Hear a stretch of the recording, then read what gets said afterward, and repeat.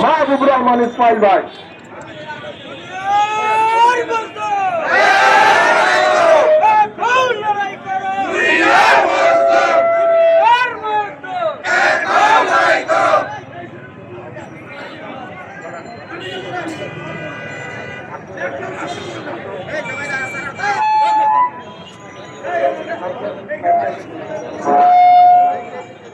সংগ্রামী বন্ধুগণ, সারা বাংলাদেশের বিভিন্ন প্রতিষ্ঠানে, সরকারি বেসরকারি স্বায়ত্তশাসিত প্রতিষ্ঠানে, স্থায়ী প্রতিষ্ঠানে অস্থায়ী যে শ্রমিকরা আছেন, ঠিকাদারের মাধ্যমে যে শ্রমিকরা কাজ করছেন, একটি দাসপ্রথার মতো জীবনযাপন যে মানুষগুলো করছেন, চাকরি করেন সরকারি, পরিচয় নাই তার কোন সেক্টরের সে মানুষ।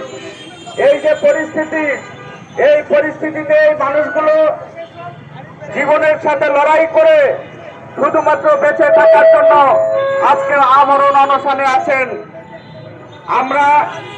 আমি বাংলাদেশ শ্রমিক কর্মচারী ফেডারেশন কেন্দ্রীয় কমিটির সাংগঠনিক সম্পাদক, আমার নাম রাজু আহমেদ। আমি শ্রমিক রাজনীতি করি। আপনারা জানেন, গত 22 দিন ধরে আমরা গ্রামীণ ব্যাংকের কর্মচারীদের আউটসোর্সিং এবং যারা প্রতিদিন দিন এনে দিন খাওয়ার মতো যাদের পরিচয় নো ওয়ার্ক নো পে, সেই শ্রমিকদের নিয়ে কাজ করছি।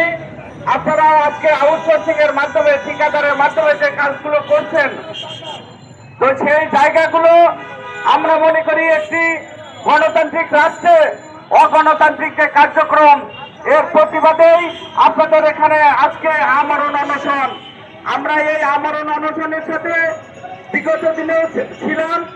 আমরা যতদিন পর্যন্ত আপনাদের এই দাবি আদায় না হবে, ততদিন পর্যন্ত বাংলাদেশ শ্রমিক কর্মচারী ফেডারেশন আপনাদের সাথে থাকবো।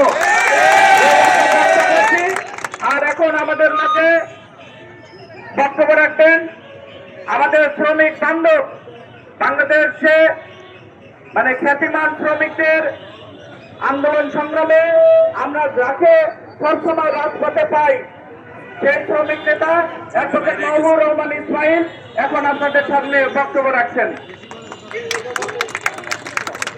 সংগ্রামী ভাই এবং বোনেরা, আপনারা যারা এখানে অনশন করছেন, আজকে একদিন নয়, 2 দিন নয়, 3 দিন নয়, আজকে 5 দিন চলছে। 5 দিন যাবত অনশন হচ্ছে। এখানে অনেক অনশন করে কষ্ট পেতে হচ্ছে।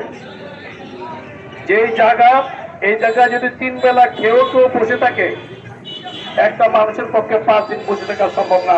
ধুলা বালি, গাড়ির শব্দ, রোদের তাপ, এরপরে আছে রাতে ঘুমানোর বিষয়, প্রস্রাব পায়খানার বিষয়, অনেক সমস্যা নিয়ে। তারপরে আছে, শুরু হয়েছে পবিত্র রমজান মাস। রমজান মাসে কিন্তু পাষাণের হৃদয়ও নরম হয়ে যায়।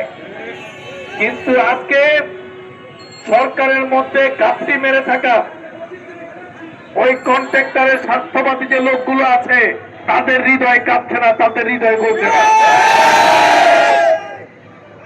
এখন যদি তাদের হৃদয় না গলে, আমাদের শ্রমিক কর্মচারীদের কি অবস্থা?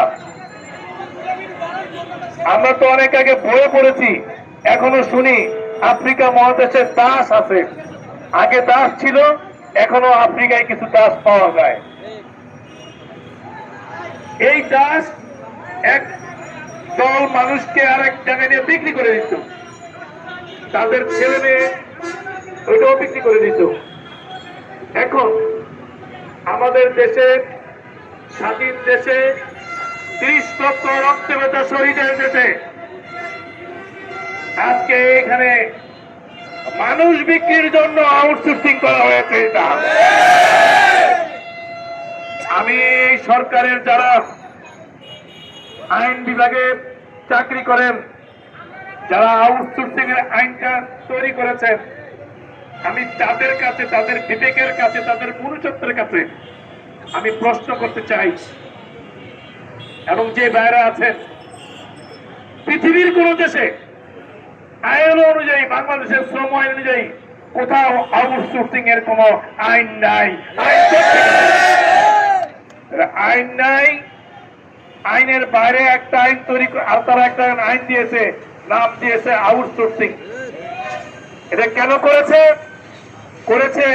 ওই ফ্যাসিবাদী সরকারের আমলে তারা তাদের দোসর এমপির ভাগিনা, মন্ত্রীর ভাই, অমুকের ভাগিনী, ওই স্তরের ভাগিনা, তাদেরকে তো লালন পালন করতে হবে।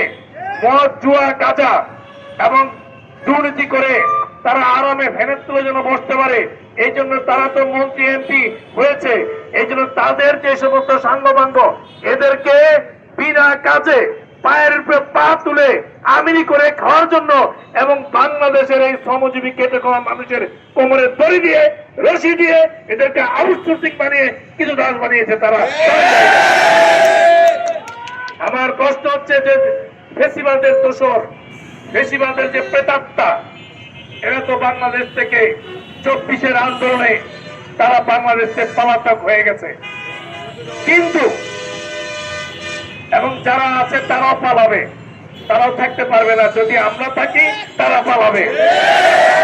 এখন আগে ফেসিবাদকে চিনা যেত, বঙ্গভবনে থাকতো মন্ত্রী, এমপি, দরবেশ, তারা তাদের দেখতাম তারা ফেসিবাদ।